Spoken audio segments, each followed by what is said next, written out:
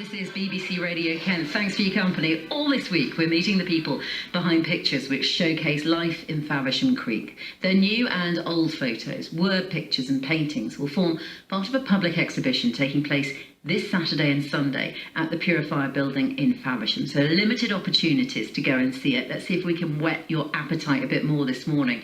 The project's being overseen by Kent Creative Arts, and people have been contributing material since back in July. Let's talk to two of the women who have, Anni Bales and Lynn Powell, who both live in Faversham. Lynn, good morning to you. Hello, good morning. Lovely to have you with us. And Annie, the same to you. How are you this morning? Very well indeed, thank you. Good. Now, I've got copies of both of your photographs in front of me. Let's start with Creek sculptures. I misread it to begin with, Annie. I thought it said Greek sculptures. It's a wonderful photograph. Tell me when you took it and what it shows us. Summer, actually, and what it shows is the remains of an old wharf where shipbuilding probably used to take place on the creek. And the whole area of the creek is just full of old wrecks. It's just a creek of living history, 2,000 years worth of history, and that's just part of it. So what I am seeing, and I would never have guessed what the original structure was, you can see the sea, a very calm, placid sea in the background, the sandy beach, and then there's a really lovely sort of patch of wild grasses and other plants, and then sticking up through them these very jagged, what look like rock structures, but from what you're saying are actually parts of an old boat, are they?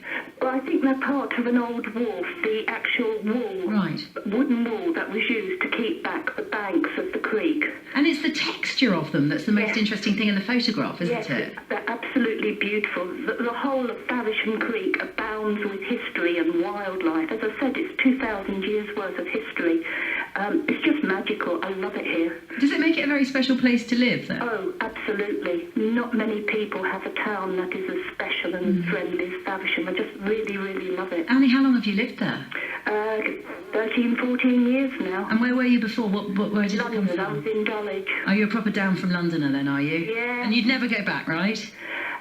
I go back, but I have a caravan, so I go back in the caravan, but I would never leave Faversham Creek, no. Brilliant. Let's bring Lynn in. Your photograph, Lynn, is just called The Creek, and it has the most mellow, evocative feel. Would you like to tell us about when you took it? I think what's quite crucial here is the time of year and the time of day. Well, this was a photograph that I took on my way to work. It was sort of the sun. The morning was awakening, and I always give myself enough time to walk to work so I can go along the quayside, across the meadows to my workplace. But in the background actually is where I was born and brought up on Nagdon Marshes. So there's a cluster of trees there, and amongst those trees is my family home when I was a child. So this has been my stomping ground actually for 60 years. It's a beautifully balanced photograph. The foreground has a boat, and you can see the rigging, and the mast is very strong against the sky. The sky is blue across the sort of top third of the photograph, and then becomes rather hazy in the most beautiful, mellow, peachy, pinky shade. The colour, were you pleased with how the colour came through in the photograph? Yeah, I was really pleased, and of course in the foreground the barge is the Myrosa, which I actually enjoy going out on day trips in the summer. Oh, so it's a boat you know well, is it? Yes, a boat I know. know. And then, of course, the creek just sort of snakes around the side and the bottom of the photograph. It looks incredibly peaceful. Yes, again, it's very evocative. I mean, I've been out walking this morning, and there's always an air of mystery in the early hours of the morning, which I like, and you know that there are skulking birds living in amongst the grasses that are almost constantly invisible. So that's what I like that feel about early morning walking. You've known the area for a long time. Presumably It's changed considerably in your lifetime. Oh, definitely. I mean, when I was a child in the 60s, I can remember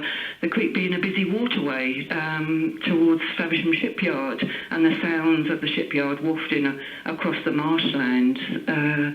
And then suddenly that ceased to be, And my mother would walk us round the sea wall to shop on a Saturday morning, and we'd hide our Wellington boots in amongst the sleepers on the wharf there, and go and spend our threepence in a sweet shop in Abbey Street. Do you remember what it was called? It was called Mrs. Owls or Owls. And what did you used to buy in there? What were your favourite sweets? I used to like potato puffs and spaceships and that sort of thing, and salad chews. Oh, they still do those, don't they? All of those. Yeah. Annie, it's interesting. You're a relative newbie. Is it lovely to hear about Lynn's memories of what it was like years and years ago? That's one of the things that's special about Faversham, because it's a relatively settled community. People have a history here, and they want to share it and pass it on.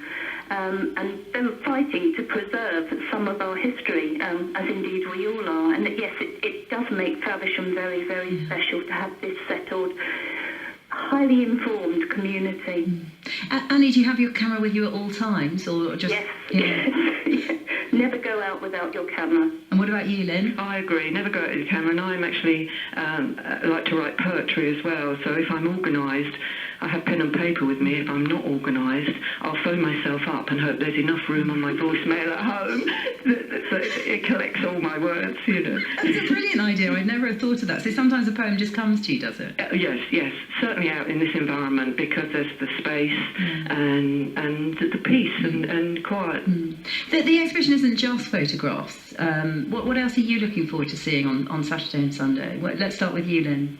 I'm just going with an open mind. I'm hoping that there's something, there will be inspiration amongst the work. So everyone has a different way of creating a story, a narrative of what Faversham is about, and you know, it is a great community and a creative community as well, and a supportive community for new ideas. Will people be selling? Will you be selling your photographs there, Annie, or is it just an exhibition for people to look rather than buy? I personally wouldn't sell them. I'd very happily donate a JPEG to anyone who wants them. You know, the photographs are there to share. The creek is everybody's, so I share them. But there may be one or two artworks that I would be interested in, because we have such a rich community of artists and creative talent, so I'm hoping to see some of those. What about you, Lynn? Will you be selling, or are you just I happy feel to the be... same. I feel the same. I think the marshland is there to share with everyone. It's nature's gift.